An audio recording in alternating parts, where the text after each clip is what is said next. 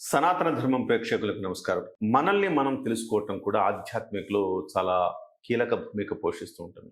మనం ఎవరం, మనం ఎలా వచ్చాం, అసలు మనుషులకు ఇతర ప్రాణులకు వ్యత్యాసం ఏంటి, ఆత్మకు మనసుకు శరీరానికి అసలు బంధం ఏంటి, ఇలాంటి ప్రాపంచిక విషయాల మీద అందరూ మాట్లాడలేరు.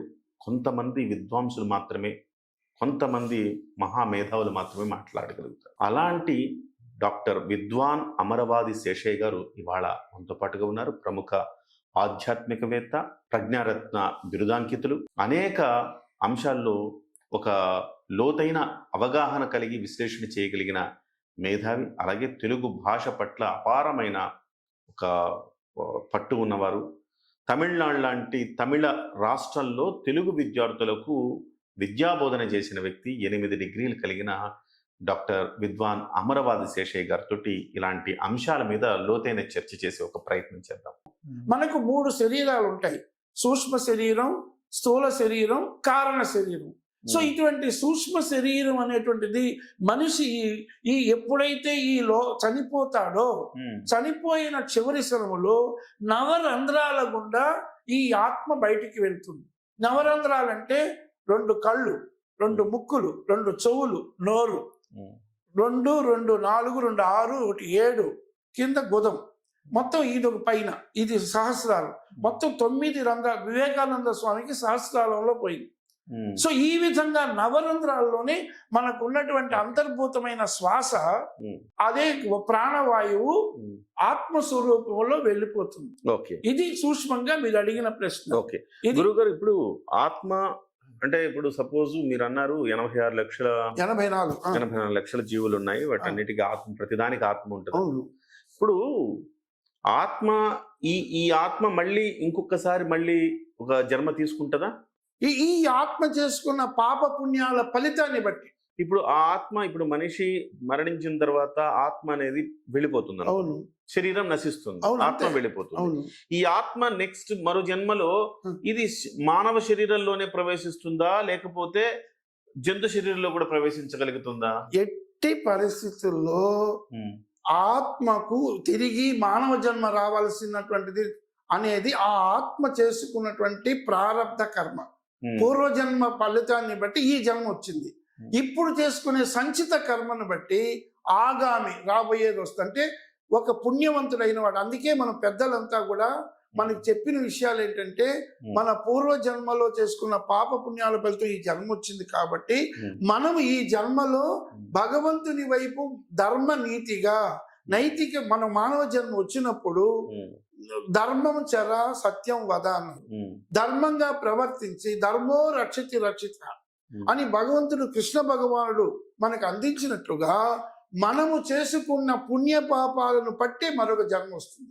వీడు చాలా దుర్మార్గుడయ్యాడు, చాలా కఠినమైన రాక్షస గుణాలు కలిగిన వాడు, అనేక మందిని హింసించాడు, అనేకమైన పాపాలు హత్యలు చేశాడు అంటే అటువంటి వాడికి మళ్ళీ మానవ జన్మ ఉండదు. మానవ జన్మ కాదు, క్రిమికీటకాల జన్మలు వస్తాయి. ఓకే, సో అది కరెక్ట్. ఇంకొక సందేహం ఏంటంటే, ఇప్పుడు ఆత్మకి లింగభేదం ఉంటుందా? లేదు. ఎట్టి పరిస్థితుల్లో ఎక్కడైతే సూక్ష్మ రూపములో మొట్టమొదట మూల బిందు కేంద్రం నుంచి వచ్చినటువంటి జ్యోతి ఉందే, అది స్త్రీ పురుషుడు అనేటువంటిది సంగమములో, భార్యాభర్తల సంగమములో వారిద్దరి యొక్క సంకల్పంతో వారి శరీరంలో ఉన్నటువంటి రక్త మాంసాల తత్ఫలితమే ఆ ప్రతిబింబంగా, చూడు వీడు వాళ్ళ నాన్నలాగా ఉన్నారంటారు, వీడు వాళ్ళ తాతలాగా ఉన్నారంటారు, ఈ అమ్మాయి మేనత్తలాగా ఉందంటే శరీరాన్ని బట్టి, వాళ్ళ యొక్క స్వాభావికాన్ని బట్టి, వారు కలిసిన క్షణములో వారి యొక్క క్షణికమైన భావోద్రేకాన్ని బట్టి ఆ శరీరము వారి యొక్క సృష్టి. ఇప్పుడు కుక్కకు కుక్క పుడుతుంది, ఎలుకకు ఎలుక పుడుతుంది, ఆ విధంగా అవి నశించిపోతాయి. ఆ విధంగా మానవ జన్మ కూడా ఈ విధమైన భార్యాభర్తల సంఘంలో వచ్చే వారి యొక్క సంకల్ప పనులో వారి శరీరపు స్వభావంలో వస్తుంది. అలాగే మనసులోని గుణాలు కూడా వారి తల్లిదండ్రుల యొక్క గుణాల యొక్క సంప్రాప్తం కూడా. ఆత్మ ప్రభావం ఏముంటుంది? ఆత్మ కేవలం దైవత్వంతోనే ఉంటుంది, కానీ ఈ ఆత్మ చేసుకున్న పాప పుణ్యాల ఫలితంతో ఈ జన్మ వస్తుంది అంతే. కానీ రూపము, లక్షణాలు అన్ని కూడా ఆయా జాతిని బట్టి వస్తుంది. ఓకే. ఇప్పుడు ముసలి అనుకో, ముసలి, పాము అంటే పాము అట్లా. అంటే దీన్ని బట్టి సృష్టిలో ప్రతి రహస్యం కూడా భగవంతుడి యొక్క బ్రహ్మదేవుడి సృష్టిలో ఏర్పడినటువంటి ఈ జీవాలన్నీ కూడా 7 భువనాలకు అధిపతి అయినటువంటి ఈశ్వరుని యొక్క ఆజ్ఞలను ఉంటాయి. అయితే ఆయా జాతి సంపర్కం వల్లనే జన్మ ఏర్పడుతుంది. ఈ ఆత్మకు స్త్రీ పురుష భేదం లేదు. అంటే చిన్న కంటికి కనపడే చీమలోనూ ఆత్మ ఉంటుంది, ఏనుగులోనూ ఆత్మ ఉంటుంది. అయితే ఆయా జాతి స్వభావాలను బట్టే జన్మ ఉంటుంది. కానీ ఈ ఆత్మ మాత్రం తను ఎక్కడి నుంచి వచ్చిందో, తను చేసుకున్న పుణ్యమైనటువంటి మనసుతో పుణ్యమైనటువంటి దాన ధర్మాలు చేయడం, హృదయపూర్వకమైన కల్మష భేదం లేకుండా ఉండడం, ఏది అక్కడ ధర్మమే మన దైవం, భగవంతుడు ఎక్కడో లేదు, అలా ఉండడమే ఆత్మ యొక్క పరీక్ష. గురుగారు, ఇప్పుడు మరు జన్మ ఉండకూడదు అని కొంతమంది కోరుకుంటారు. స్వామి, నాకు మళ్ళీ ఇంకొక జన్మ అవసరం లేదని అంటుంటారు. అంటే అది ఏ రకంగా, అంటే ఇంకొక జన్మ ఉండకూడదు అంటే అది పాజిటివ్ గా కోరుకున్నట్ట, నెగిటివ్ కోరుకున్నట్ట? అంటే మానవ జన్మలోనే భగవంతుడు ఇచ్చిన దాంట్లోనే ఒక రహస్యం ఏంటంటే, మానవ అనే 3 అక్షరాలకు అర్థమే నవ, క్రొత్తది, మా వద్దు. ఈ జన్మే నాకు మానవ అనే పదానికి అసలు అర్థం అది. కాబట్టి నాకు వేరే ఇప్పుడు అనేకమైన దేవతలకు కూడా మోక్షం రాదట. ఈ భూలోకములో వస్తేనే ఎప్పుడైతే అక్కడ ఇప్పుడు ఎంతో మంది యాగాలు యజ్ఞాలు చేస్తారు. యజ్ఞ యాగాలు చేసినంత మాత్రం వెంటనే మోక్షం రాదు.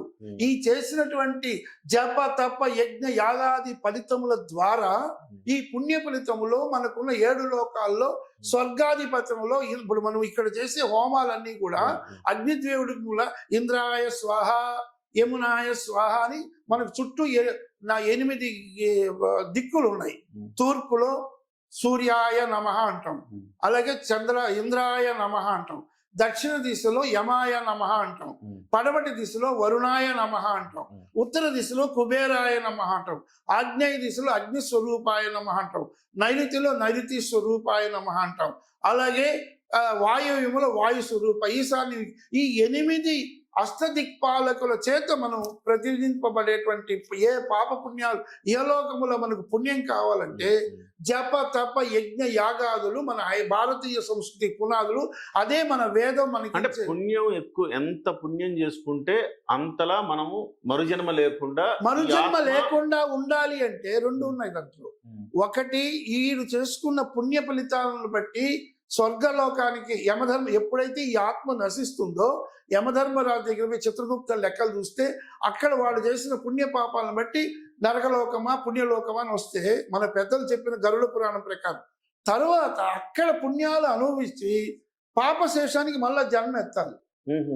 అయితే ఇది ఎప్పుడు తొలుగుతుంది గురుగారు? ఈ ఆత్మ పాపం చేసిన వాళ్ళు మళ్ళీ ఇది వాడు ఎంత అక్కడ మళ్ళీ నరకంలో మళ్ళీ పాపాలు నరకంలో పాపాలు అనుభవించి వాడు తిరిగి పితృలోకానికి వెళతాడు. ఈ పితృలోకం నుంచి చేసుకున్న పెద్దల పుణ్య విశేషం చేత వీడు చేసుకున్న పుణ్యం వల్ల మళ్ళా స్వర్గలోకానికి వెళ్ళాడు అనుకో.